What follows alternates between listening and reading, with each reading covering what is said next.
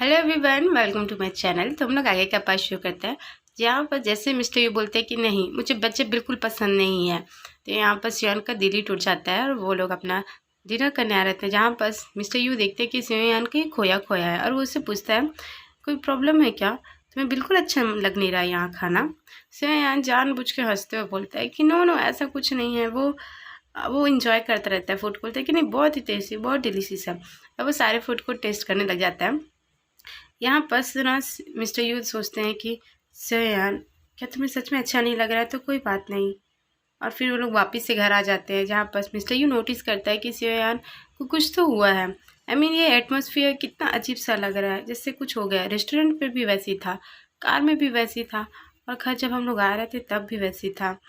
कुछ लग नहीं रहा है, कुछ फील नहीं आ रहा है। और उसको जाते हुए रोकते कहता है कि हे वेट शेयान, क्या मैंने तुम्हें अपसेट कर दिया है।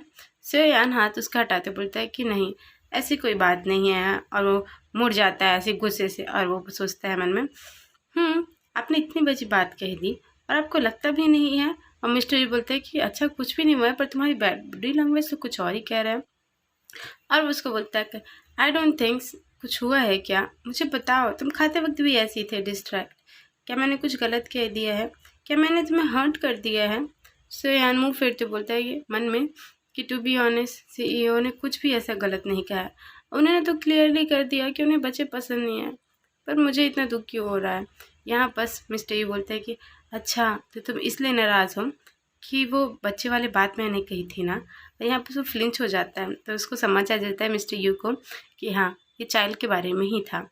और वो कहता है कि जो मैंने कहा था कि मुझे बच्चे बिल्कुल पसंद नहीं है, मुझे पता है यही बात है ना। और यान मन में सोचता है कि क्या मतलब ये सब बात करने का, आप सीरियस क्यों हो रहे हैं जबकि आपको पता है कि आपको बच्चे बिल्कुल पसंद नहीं हैं। ऑफकोर्स मैं ही पागल था, इसमें आपकी कोई गलती है ही नहीं। मेरे दिमाग में ही ऐसा सब कुछ चल रहा था, मुझे कहीं और फोकस करना चाहिए, मुझे ऐसा बिल्कुल नहीं करना चाहिए। फिर भी उसके हाथ को हटाते हुए कहते हैं कि नहीं, वो बस मैं थोड़ा सा सैड हो गया हूँ। सीईओ, मुझे पता है मैं गलत हूँ, प्लीज़ प्लीज़, मैं बहुत ही ज़्यादा थक गया इन सब चीज़ों से। और वो वहाँ से चला जाता है रूम के अंदर। और यहाँ पर मिस्टर यूज़ को रोकता है कि यान वेट, तुम क्या कर रहे हो। और दूसरी साइड वो वापस आ जाता है। फिर भी बेचारे का मन लगता ही नहीं है, बोलता है कि मैं क्या करूँ सियान के लिए। या सियान को सच में बच्चे पसंद आ गए हैं, बट ऐसा केस है तो उसके लिए बहुत ही डेंजरस है। तो हमें यहाँ पर फ्लैशबैक दिखाया जाता है जब वो एडमिट हुआ रहता है, उस टाइम फेक प्रेगनेंसी वाला टाइम पे। तो यहाँ पर मिस्टर यू ना खुश हो जाते हैं कि वाह, मेरा बेबी है। मतलब उसका भले बेबी का डेथ हो चुका था, बट वो फिर से कहीं ना कहीं अंदर से खुश था कि वो मेरा बेबी था। यहाँ पर मिस्टर यू कहते हैं क्या सीरियसली, यदि ये कंसीव करना चाहे बेबी तो ऐसा हो सकता है। यहाँ पर डॉक्टर बोलता है कि नहीं, ऐसा कुछ नहीं हो सकता। पहली बात तो ये प्रेगनेंसी और मिसकैरेज दोनों ही फॉल्स थे, तो तुम ऐसे सोच भी कैसे सकते हो। यदि तुम चाहते हो कि सेयान कभी प्रेग्नेंट भी होगा, तो ये इसके लिए बहुत ही हैंडल करना मुश्किल हो सकता है। मिस्टर यू बोलते हैं कि क्या, तुम्हारा कहने का मतलब क्या है, एग्जैक्टली बताओ मुझे। यहाँ पर डॉक्टर बोलता है कि यू नो दैट कि सेयान फर्स्टली ओमेगा नहीं था। वो बचपन से ओमेगा नहीं है, वो सडनली ओमेगा बना। इस वजह से उसकी जो बॉडी कंडीशंस है वो बाकी ओमेगा से बहुत ही अलग है, और इस वजह से वो प्रेगनेंसी कंसीव करे, ये बहुत अलग बात है। पर उसकी वजह से उसकी बॉडी पे बहुत ज़्यादा इफेक्ट पड़ सकता है। मे भी आपको पता है उसकी वजह से क्या हो सकता है, उसकी डेथ भी हो सकती है। ये सारी बातें सोच के देखो मिस्टर यू कितना परेशान है, वो खोना नहीं चाहता है सियोयान को। इस वजह से मन में सोचता है कि सियोयान, क्या तुम्हें बच्चे सच में पसंद हैं?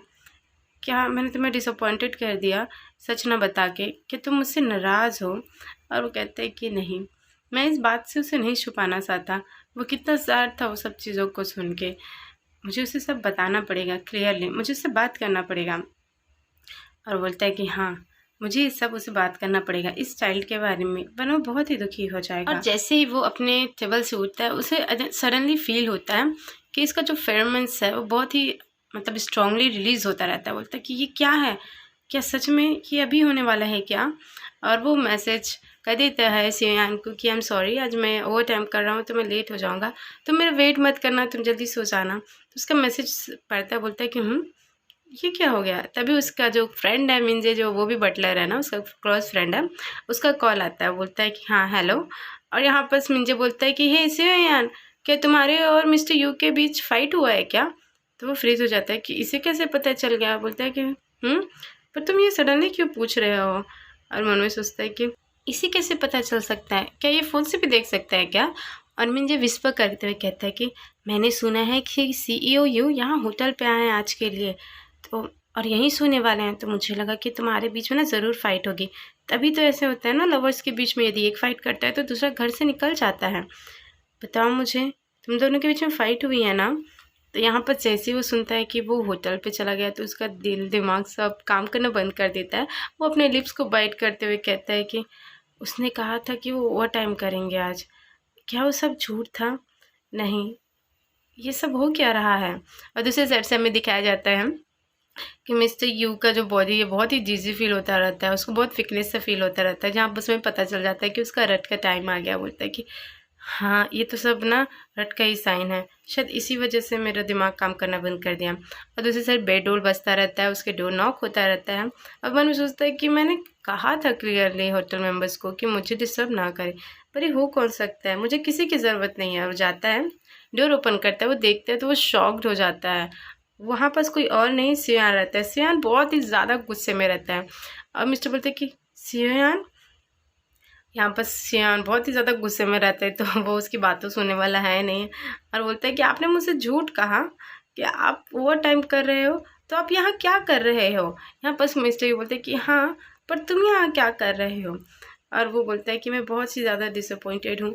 आपने मुझसे झूठ कहा, क्या आप मुझसे इतना ज़्यादा नफ़रत करते हो? अब उसकी आंखों से आंसू लग जाते हैं। उसको लगता है कि हम दोनों के बीच में जो फाइट हुआ है ना, उसके वजह से यहाँ पर मिस्टर यू अपसेट हो गया। बट ऐसा कुछ है नहीं, उसको कौन बताएगा कि उसको बहुत ही ज़्यादा लाइक करता है। और वो सब बातें सुनता है कि मुझसे हेट करते, तो वो बेचारा खुद ही एकदम शॉक्ड हो जाता है। बोलता है कि अरे ऐसा कुछ नहीं है, ऐसा कुछ नहीं है, ये सब मिसअंडरस्टैंडिंग है। और दूसरे साइड सियान बहुत ही ज़्यादा रोने लग जाता है। बोलता है कि क्या मिसअंडरस्टैंडिंग है?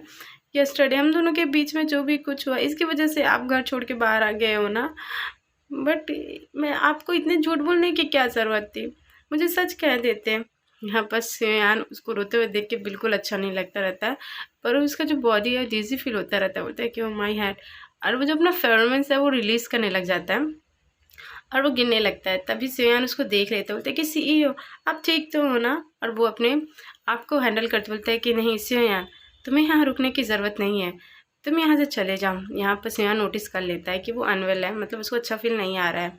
और बोलता है कि CEO के फेरोमोन्स कहीं कहीं यही तो नहीं कि उसे रात का टाइम हो गया है?